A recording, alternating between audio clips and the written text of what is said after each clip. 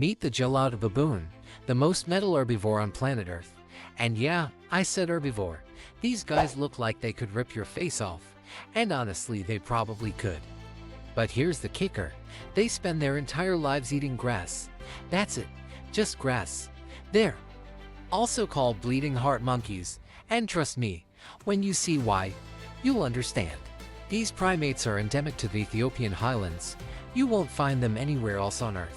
Not in zoos doing well, not in your neighbor's exotic pet collection, just Ethiopia. And that's because they're so perfectly adapted to one of the harshest environments imaginable. That everywhere else, they just don't make it. With their dog-like snouts and absolutely horrifying canine teeth, Geladas look like something out of a nightmare. But plot twist, those teeth aren't for eating meat. They're for something way darker, and we'll get to that, despite having fangs that would make a saber-toothed cat jealous. Geladas are 95% herbivorous. Their fingers are so insanely dexterous they can pluck individual blades of grass with surgical precision. They dig up roots like tiny excavators, but don't let the vegetarian diet fool you. These animals are not friendly. Males run one of the most brutal dominance hierarchies in the animal kingdom, and those massive canines, they're for fighting each other. So no, just because they eat salad doesn't mean they won't destroy you. What separates Geladas from their baboon cousins is this bare, blood-red patch of skin on their chest. It's called, and I'm not making this up, sexual skin. It gets its color from a dense network of blood vessels sitting right underneath. Normally it's pale, but during mating season, it turns bright, vivid crimson. It's hormonal. No other primate on Earth has this feature, but that chest patch isn't even the wildest thing about them. Geladas have one of the most sophisticated communication systems of any non-human primate. Their social structures are so complex, so layered, that researchers are still figuring them out decades later. So in this video, we're breaking down everything: why they shuffle around on their butts, why bachelor males form literal gangs, why they kidnap babies, how their brutal hierarchy actually works, why they're so insanely aggressive despite being grass eaters, and what makes them the scariest herbivore in the primate world. Let's get into it. Geladas spend 6 to 8 hours every single day just sitting on the ground, ripping up grass. And when I say sitting, I mean sitting. They've got these things called ischial callosities. Basically, built-in butt cushions, to massive, hairless, leathery pads right on their rear ends. Their whole job, protect the pelvis from cold, hard ground during marathon feeding sessions. But here's where it gets weird. These butt pads aren't just for comfort. They're part of one of the strangest locomotion methods in the animal kingdom. Scientists call it butt shuffling. I'm serious. Because their food is literally everywhere around them, Geladas don't bother standing up to move. Instead, they just lean on those callosities and drag themselves forward with their powerful hind legs. From a distance, it looks like hundreds of monkeys sledding down a mountain on invisible sleds. And it's genius. Why waste energy standing up over and over when you can just scoot? It's efficient, it's continuous, and it lets them eat non-stop. But there's more. Those butt pads are also a social signal. Size, shape, condition, all of it tells other Geladas about your age, health, and maybe even your status in the group. Healthy adults, big, well-developed pads. Youngsters or weaker individuals, smaller, less defined. Now let's talk about that face. Geladas have long, dog-like snouts with enormous nostrils that flare wide open. And no, it's not just to look intimidating. That skull structure actually helps cool their brain during hours of intense chewing and digesting rough plant material. It also helps them pull in more oxygen at high altitudes where the air is thin, because these guys live high. We're talking 10,000 to 14,000 feet above sea level. But the real superpower, their hands. Geladas can pluck grass faster than any other primate on Earth. Their fingers are insanely nimble, with short nails and ultra-sensitive pads. They grab the thinnest blades of grass with jeweler-level precision and tear them off at lightning speed, barely even looking. And their thumbs, unlike chimps or orangutans, Gelada thumbs aren't super opposable, but they're incredibly strong and flexible, perfect for processing thousands of stems per day. But the most insane anatomical secret, their stomach. To handle the sheer volume of grass they consume, geladas evolved a complex, multi-chambered stomach. Just like cows, inside those chambers live symbiotic bacteria that ferment tough cellulose and turn it into actual nutrition. That's why geladas have such barrel-shaped torsos. They're basically walking fermentation tanks, and unlike most primates, geladas almost never climb trees, even though they're strong enough to. Their domain is cliffs. During the day, they graze on high plateaus. At night, they turn into rock climbers to avoid predators, mainly leopards. They retreat to near vertical cliff faces and wedge themselves into narrow crevices where nothing can reach them. It's terrifying and brilliant at the same time. Now let's talk social structure, because this is where things get really wild. Gelada society isn't just a troop. It's a full-blown civilization with politics, betrayal, and drama that would put reality TV to shame. The basic unit is called a harem, one male, several females, and their offspring.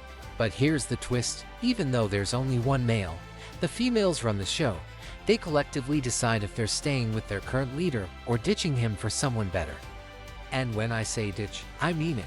If the alpha male gets too aggressive, too lazy, or just stops pulling his weight, the females don't fight him. They don't argue. They just leave. The male wakes up one morning and boom, his entire harem is gone. They've moved to another male. No violence, no drama, just cold, collective rejection. It's brutal. Meanwhile, the females, total equality. No rigid hierarchy.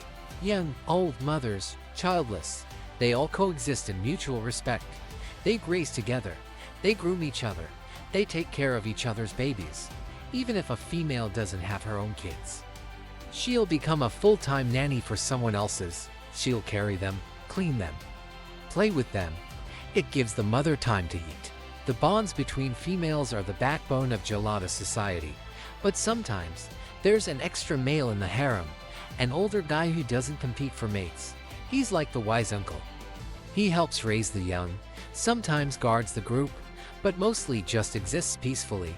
It's rare, but it happens. In the cold season, multiple harems merge into massive herds, sometimes 300 individuals or more. It's easier to stay warm and find food together, but even in that chaos, every gelada remembers whose family. Scientists figured this out through grooming.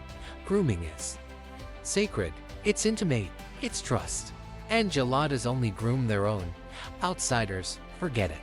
While females maintain stability, the male world is pure chaos. Young males who can't secure a harem form bachelor gangs. And these gangs are ruthless. Life is governed by fang and strength. They're constantly fighting, clashing, scarring each other up. Those scars, battle trophies, and those massive canines, this is what they're for, fighting other males. The strongest bachelors eventually leave the gang to try and take over an existing harem. To do that, they have to defeat the current alpha in combat. And that's where the lip curl comes in. When geladas fight, they peel back their lips to expose those giant canines. It's a threat display, pure intimidation, and it works. At the same time, they shake their shoulders and chests to make that red patch even more visible. It's a visual aggression signal. And here's the thing, the brighter and more saturated that red is, the higher the male's testosterone and overall health. Females notice, the redder the chest, the more attractive the male. Females also have this red patch, but it only shows up during ovulation. It's a fertility signal. Now, if a wandering male actually wins the fight and takes over the harem, he does what lions do. He kills the weakest infants from the previous male. The females fight back. They scream, fight. Sometimes even attack the new male. But he's bigger, stronger, more persistent.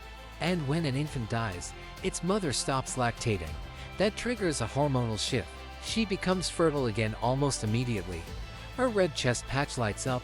She's ready to mate with the new male. It's dark, it's brutal, but it's evolution.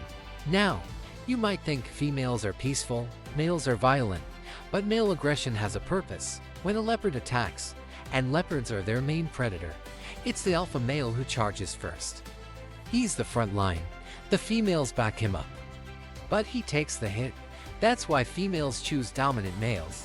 They need protectors. And Geladas don't just defend against leopards. Sometimes multiple harems team up to fight off aggressive bachelor groups. But here's what's wild, Geladas never fight over territory. There's plenty of grass for everyone. Their conflicts are purely social. Not all males use aggression, though. Some use strategy. Scientists call it agonistic buffering or friendliness with infants. A bachelor male will spend weeks playing with a baby from another male's harem. He's gentle, protective, almost fatherly. And here's the genius part. If that baby bonds with him, the mother might follow her child. And just like that, the cunning male wins a female without a single fight. Researchers call it friendly infant kidnapping. It's rare, but it works. So here's the thing. Geladas are a paradox. Every part of their anatomy, from those nimble fingers to that multi-chambered stomach, is built for eating grass. They're herbivores through and through. But at the same time, they've developed one of the most complex, brutal, and hierarchical social systems in the primate world. Those long canines for male combat, that rich communication system for navigating intense social politics. All of it serves one purpose: survival in one of the harshest environments on the planet. The Gelada phenomenon teaches us something important. Being herbivore doesn't mean being harmless. Look at their males.